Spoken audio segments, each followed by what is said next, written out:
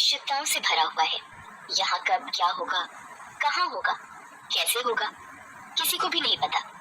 ये कहानी है चंदा की। चंदा के पति का नाम राकेश है, जो भाड़े की टैक्सी चलाता है। चंदा गर्भवती है। पूरे 13 साल के लंबे इंतजार के बाद उसकी गोद भरी है। उसका 8वां महीना चल रहा है। उसकी सास सुभद्रा तो पूरा दिन उसके पीछे पड़ी रहती है। बहू ये खाओ, बहू वो खाओ, ज्यादा काम मत करो, आराम करो। सारा दिन आराम ही तो करती हो माँ जी, आप कुछ करने कहाँ देती है? अभी मैं नहीं करने देती, कल को तेरा बच्चा कोई काम नहीं करने देगा। चंदा अपनी सास की बातों को सुनती और मुस्कुरा देती। वैसे वो भी सारा समय अपने आने वाले बच्चे के ख्यालों में ही खोई रहती और अपने पति राकेश से अपने आने वाले बच्चे के बारे में बातें करती और उसके लिए कुछ न कुछ बनाती रहती। अच्छा देखिए तो ये मोजा कैसा लग रहा है, इसका कलर कैसा है, अच्छा है ना? हमारे आने वाले बच्चे को पसंद तो आएगा ना? हाँ बहुत अच्छा है और बहुत सुंदर भी। पिछले 10 दिनों से मैं देख रहा हूँ कि तुम इसे बनाने में दिन रात लगी हुई हो। अरे सारी तैयारी पहले से करके रखनी होगी। सुनो, कल और उन्हें आना, मुझे और भी मोजे बनाने होंगे। छोटा बच्चा आने वाला है, उसके पास तो कई सारी चीजें होनी चाहिए ना। चंदा की बात सुनकर राकेश मुस्कुराते हुए उसे देखता है और महसूस करने की कोशिश करता है माँ की उस ममता को जो अपने अनदेखे बच्चे के प्रति उमड़ने लगती है जब से वो उसकी कोख में आता है। एक दिन की बात है, राकेश काम पर जाने की तैयारी कर रहा था। चंदा अपने घर की सीढ़ियों से नीचे उतर रही थी। तभी अचानक उसका पैर फिसल गया। चंदा सीढ़ियों से लुढ़कती हुई नीचे आ गिरी। उसके सिर में बहुत चोट लगी। ज्यादा खून बहने के कारण वो बेहोश हो गई। राकेश और उसकी माँ चंदा को लेकर तुरंत अस्पताल भागे। चंदा को इंटरनल ब्लीडिंग भी बहुत हो गई है। हमने ऑपरेशन करके उसकी जान तो बचा ली है, लेकिन हमें दुख के साथ कहना पड़ रहा है कि हम उसके बच्चे को नहीं बचा पाए। हे ईश्वर, ये क्या हो गया? ये बात मैं उसे कैसे बताऊंगा? मिस्टर राकेश, हमें आपको एक बात और बतानी है। आपकी पत्नी अब कभी भी माँ नहीं बन पाएगी। 13 साल के लंबे इंतजार के बाद एक बहुत बड़ी खुशी चंदा के घर में आने वाली थी, लेकिन उस खुशी को ग्रहण लग गया था और डॉक्टर की ये बात कि चंदा अब कभी माँ नहीं बन सकेगी, चंदा के जख्मों के दर्द को और भी बढ़ा रहा था। वो बेचारी अपने बनाए छोटे छोटे कपड़े और मोजे को अपने सीने से लगाती और कहती, अब कौन पहनेगा इसे? मैं किसे इसे पहनाकर काला टीका लगाऊंगी?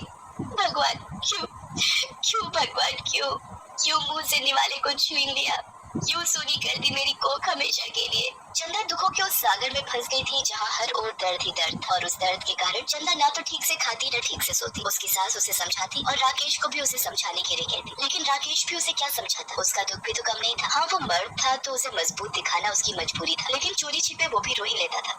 ईश्वर, जो होना था वो तो हो गया, लेकिन मेरी पत्नी को हिम्मत दीजिए इस दुखों का पहाड़ को उठाने के लिए। एक दिन की बात है, राकेश ने चंदा को अपने साथ बाहर घूमने के लिए जाने के लिए कहा, क्योंकि उसे लगता था कि बाहर उसका थोड़ा मन लगेगा, लेकिन चंदा ने बाहर जाने से साफ इनकार कर दिया।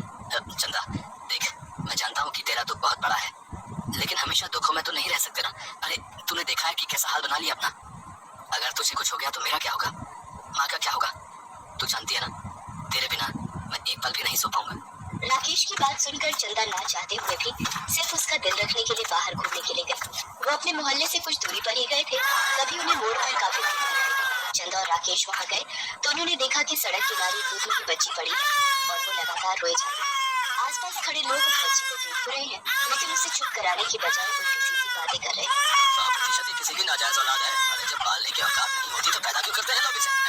बड़ा खराब समय आ गया भाई साहब। हाँ, आजकल तो ये चलन बन गया है, बच्चा पैदा करते हैं और रोड पर फेंक देते हैं, कभी डस्टबिन में फेंक देते हैं, तो कभी कहीं और तो नाजायज काम करते हैं और ठप्पा बच्चों पर लग जाता है। लोग अपनी बातों में उलझे हुए थे। इस बीच चंदा ने उस नन्ही सी बच्ची को गोद में उठाया और उसे सीने से लगा लिया। वो बच्ची उसके सीने से लगकर चुप हो गई और चंदा ने पहली बार उस सुख का अनुभव किया जिसे उसने कभी महसूस नहीं किया था। वे दोनों उस बच्ची को घर ले आए। सुभद्रा ने जब उस बच्ची को देखा तो उसके जहन में बहुत सारे सवाल आए कि ना जाने ये किसकी बच्ची है, कैसे घर की है, क्या ये कभी तुझे माँ स्वीकार करेगी? उसने ये बात चंदा से कही तो, माँ जी शायद ये भगवान की ही कोई योजना है, तभी तो ये बच्ची मुझे मिली।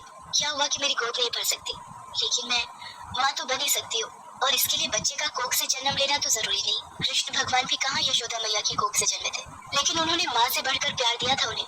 सुभद्रा ने चंदा की बात सुनी और जब चंदा की आंखों में कई महीनों के बाद उन्होंने खुशी देखी तो फिर उसने उसे कुछ नहीं कहा। वो बच्ची इस घर में खुशी बनकर आई थी, इसलिए सबने उसका नाम खुशी रख दिया। खुशी मेरी बच्ची, ये देख तुम्हारी माँ ने क्या क्या बनाया है तेरे लिए, तुझे पसंद है क्या? ये देख छोटी सी फ्रॉक, छोटे छोटे मोजे, चंदा को जीने की एक नई उम्मीद खुशी के रूप में मिल गई थी, लेकिन जिंदगी में अभी और बदलाव आने थे। एक दिन चंदा खुशी को लेकर इंजेक्शन दिलवाने अस्पताल गई हुई थी। तभी वहाँ उसकी नजर 3 बच्चों पर गई जो कुछ देर पहले ही अनाथ हो गए थे। उनके माँ और पिता दोनों की मौत करंट लगने से हो गई थी। वे तीनों छोटे छोटे बच्चे अपने माँ पिता के मृत शरीर से लिपट लिपट कर रोए जा रहे थे।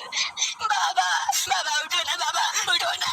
माँ, माँ क्या हो गया तुम्हें? उठो ना, आंखें खोलो ना। माँ, आंखें खोलो ना। अब हमारा ध्यान कौन रखेगा माँ? कौन हमें खाना खिलाएगा? कौन कपड़े पहनाएगा? स्कूल भेजेगा? हमारे लिए खिलौने लाएगा?